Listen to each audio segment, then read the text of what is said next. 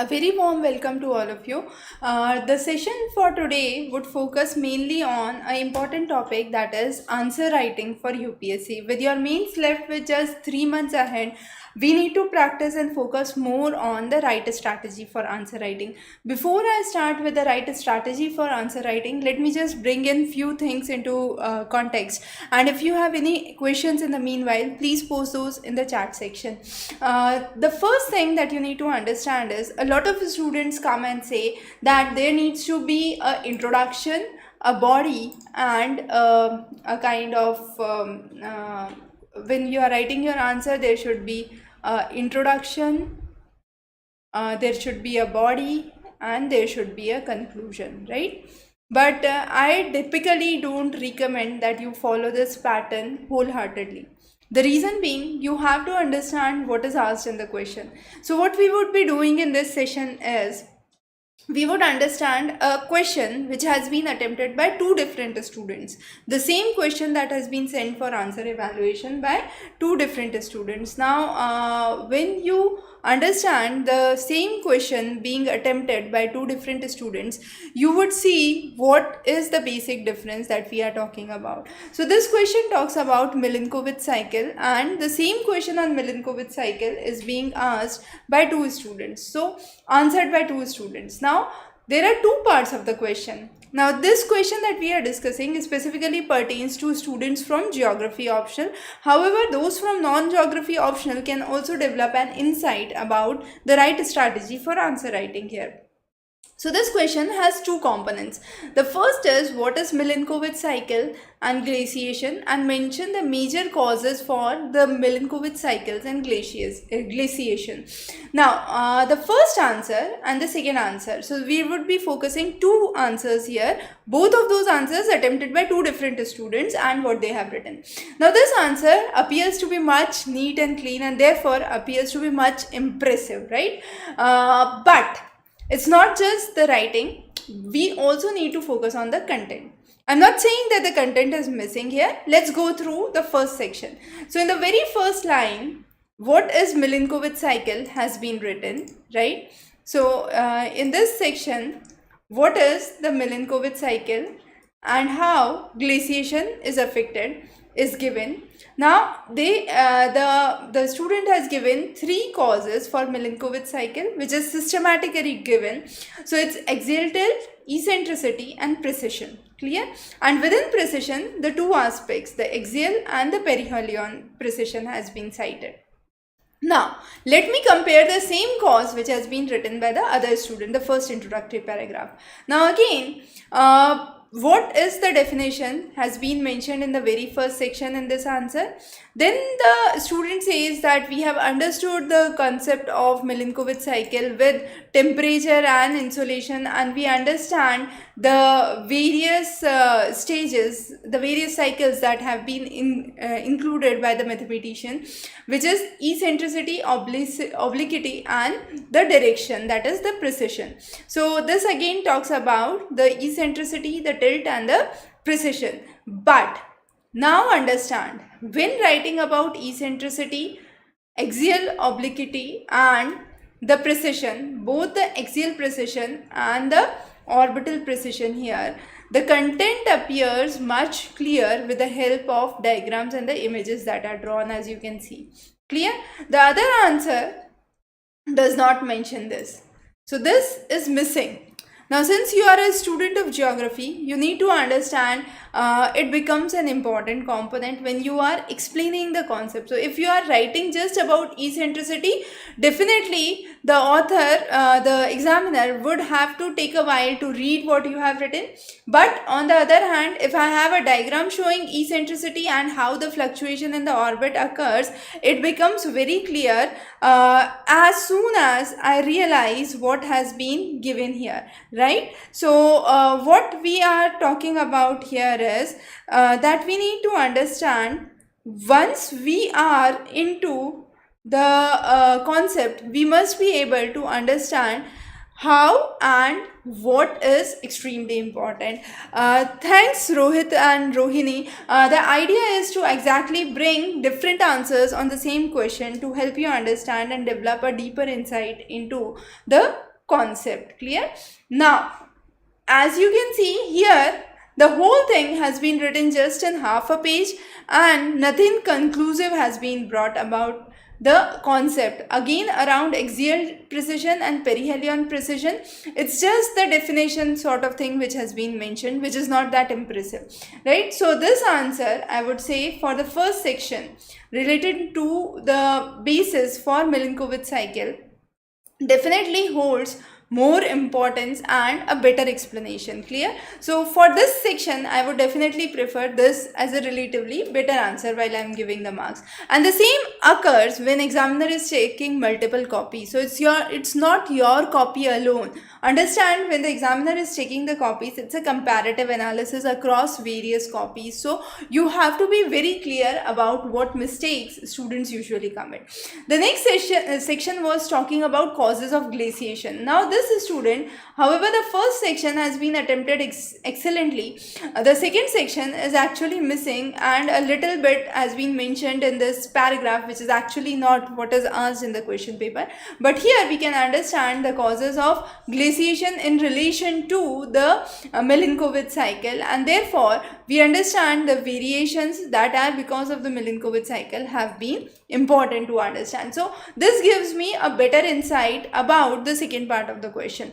So we need to understand what is Melinkovic cycle and glaciation and the major causes. So the second part is again having an equal weightage, right? So both of these sections have to be equally attempted there.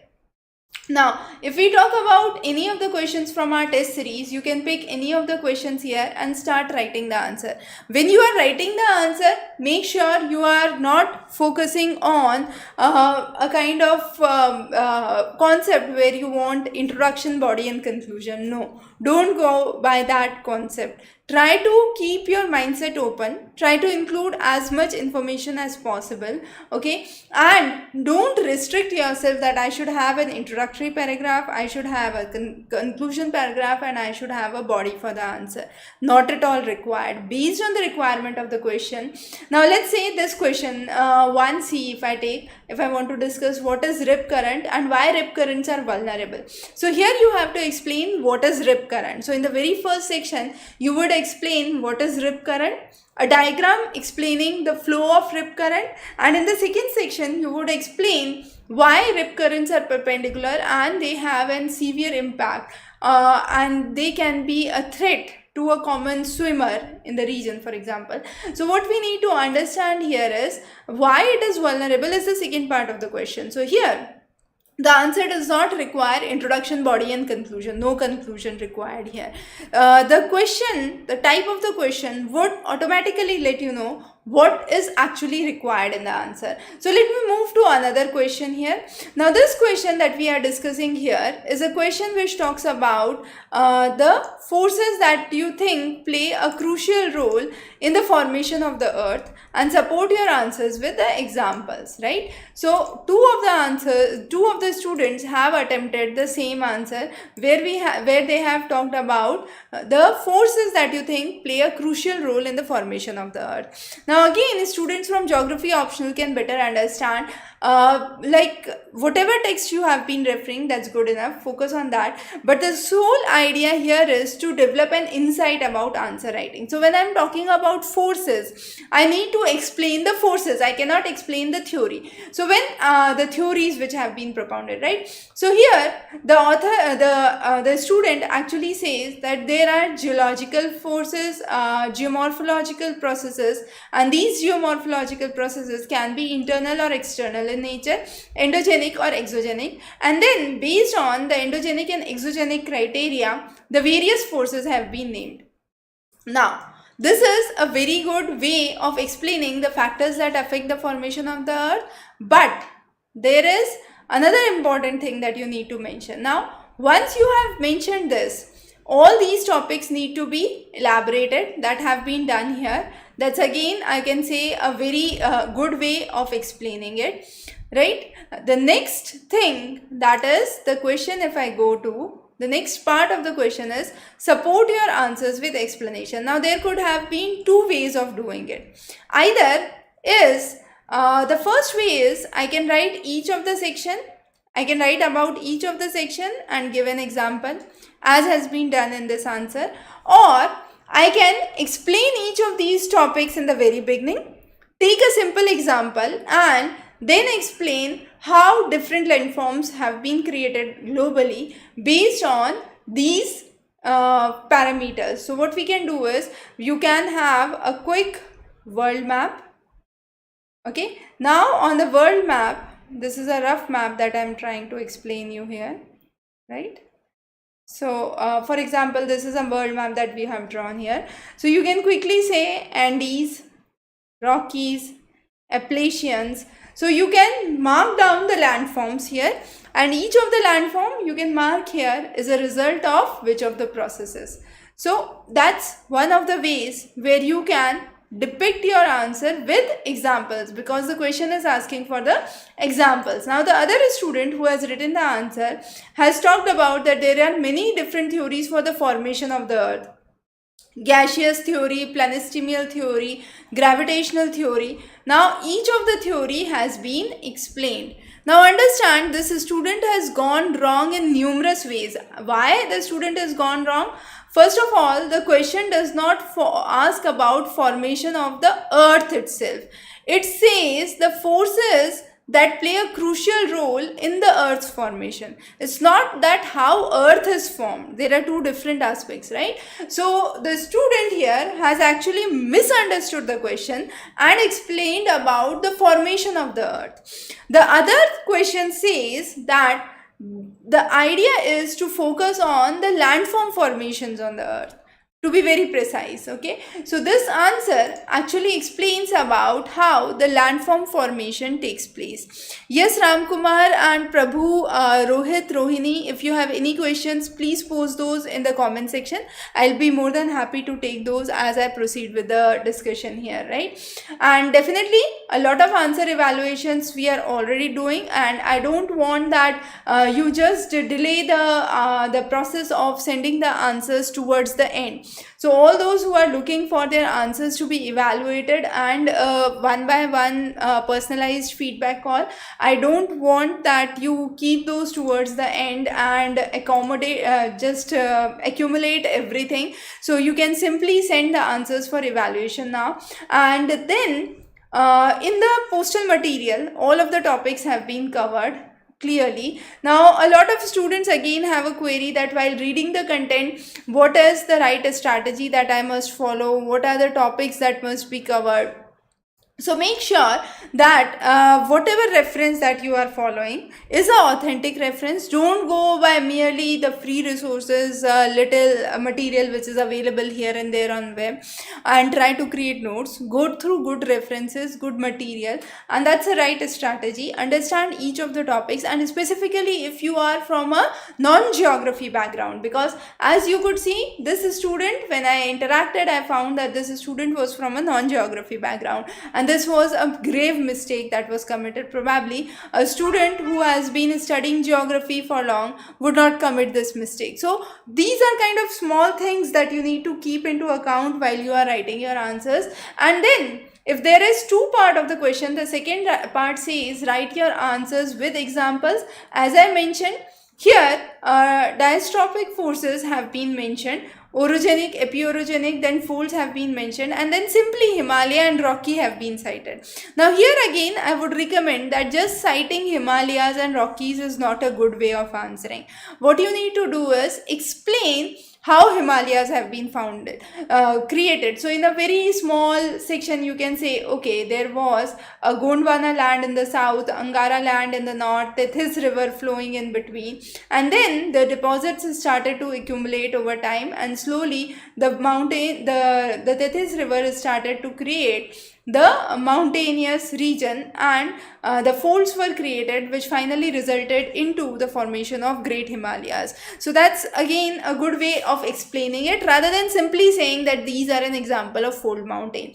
That is something that you can do while you are drawing this image, right? When you are drawing this world map, you can at that point mention that, okay, this is an example of this is an example of this, and so on. But while you are writing, you have to make sure that you make examiner understand that you know the process, how fold mountains are created, how sudden forces act, what are the examples of faults. Now, even if I talk about East African Rift Valley or any other Rift Valley example that you want to cite, you should be able to explain why that process has happened, not in a huge detail, but at least 1 to 2 lines, right? Again, in the exogenic process, you must be able to explain the various factors that have led to the exogenic process. Okay, so when you need to explain those processes, you would automatically be able to cite in examples. So as I mentioned, there are two ways of explaining it. Either you can write all the forces together and then all the examples together, or with each force you can write the example, with the next force you can write the example, and so on and so forth. So both methods work equally good. The idea is you have to be well acquainted with the right strategy, how to prepare, what should be the right method. So those are some of the answers that we have discussed here, comparing the same answer for two different students and the mistakes that have been committed. So as I said, this answer, the second answer that was there, is outwardly wrong, because the content that has been given in the answer is exactly not what is asked in the question.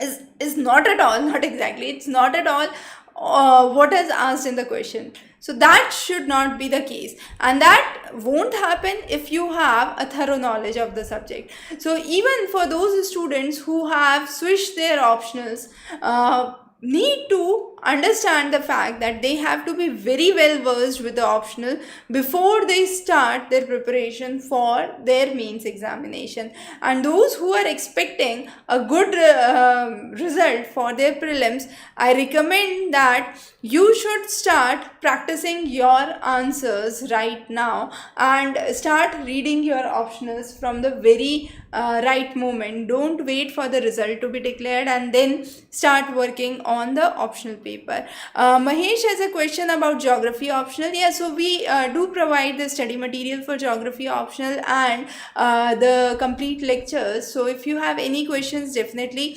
I am available to address your queries on geography. If you have any further questions and doubts, so this was just for a geography optional session today. In the next session, we would focus on general studies. So general studies combined specifically the ethics and the lectures related to ethics. We have uploaded it on the doorstep tutor, so you can take advantage of understanding the concepts and the case studies of ethics. And if you have any doubts there, you can definitely raise your queries. Utkarsh, Mahesh, Shivam, if you have any questions, please feel free to post those and I'll be happy to address your queries. And as I said, in the next session that we meet next Saturday, we would be discussing answer writing for your GS paper. So it would be a general topic, useful for all of the students. This was specifically for geography options, but the things that I have pointed out here are applicable to not one but all optional. That